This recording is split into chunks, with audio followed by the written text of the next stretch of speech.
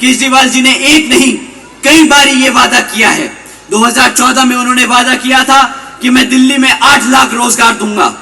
उसके बाद 2022 में दोबारा वादा किया कि मैं 20 लाख से ज्यादा सरकारी नौकरी दूंगा, यानी टोटल में 28 लाख से ज्यादा रोजगार देने का वादा किया था। परंतु आज 11 साल बाद भी केजरीवाल जी की सरकार ने मात्र 12,500 नौकरियां दी हैं, मात्र 12,500 नौकरियां। भाई साहब, इनसे अगर कोई पूछे ना कि आपके वादों के पिटारे को खोल के दिखाओ, तो ये तो इतनी लंबी लंबी हाँकते हैं जैसे द्रौपदी की साड़ी हो, ये फेंके जाए और हम लपेटते जाएं। 28 लाख नौकरियां देने का वादा किया था और दिया क्या? 12,500 नौकरियां। ये भी कोई वादा होता है? ऐसे तो हम धोखा भी नहीं कह सकते, सामने सामने मुंह पे झूठ बोल के गया आदमी। इतना ही नहीं, बल्कि दिल्ली में जो पहले से सरकारी नौकरियां थी उनका आज इतना बुरा हाल कर दिया भाई साहब ने। आज 40% से ज्यादा वो सरकारी नौकरियों को भी इन्होंने कॉन्ट्रैक्चुअल यानी कच्ची नौकरियां बना दी।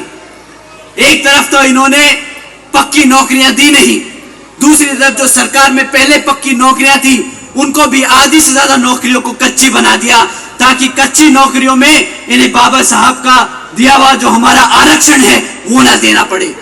साथियों ने कदम कदम पर हमारे बाबा साहब का दिया हुआ आरक्षण छीनने का काम किया है, चाहे हमारे बच्चों की वो शिक्षा हो, चाहे वो हमारे युवा साथियों के लिए रोजगार हो। कांग्रेस की बात करनी बेकार है।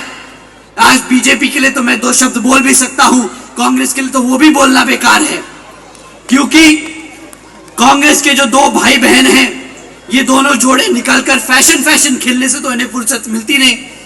पार्लियामेंट में जाके नीली टी-शर्ट नीली साड़ी पहन के नाटक पूरा कर लेते हैं। जिन राज्यों में इनकी सरकारें चल रही हैं, ये वहां तो हमारे समाज को आज तक सम्मान तो दे नहीं पाए। आज यहां पर जब दिल्ली के चुनाव सर पर है तो इन्हें फैशन खेलना है।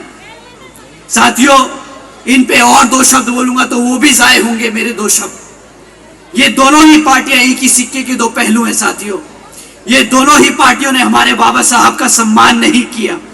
कांग्रेस ने केंद्र में रहते हुए कभी हमारे बाबा साहब को सम्मान नहीं दिया, और बीजेपी ने पूरे देश में आग लगा दी थी। ये आप सब जानते हैं कि बीजेपी ने पूरे देश में आग लगा दी थी जब आदरणीय बहन कुमारी मायावती जी और मान्यवर साहब श्री कांशीराम जी के संघर्षों से बीएसपी ने बाबा साहब को भारत रत्न दिलाया था। आप सब जानते हैं साथियों। मैं आप लोगों के बीच में ये इसलिए कह रहा हूं क्योंकि मैं जानता हूं कि ना हमारा समाज ये भूला है और ना हमारा समाज ये कभी आप सबको भूलने देगा कि इन लोगों ने हमारे बाबा साहब को कभी आत्म सम्मान नहीं दिया।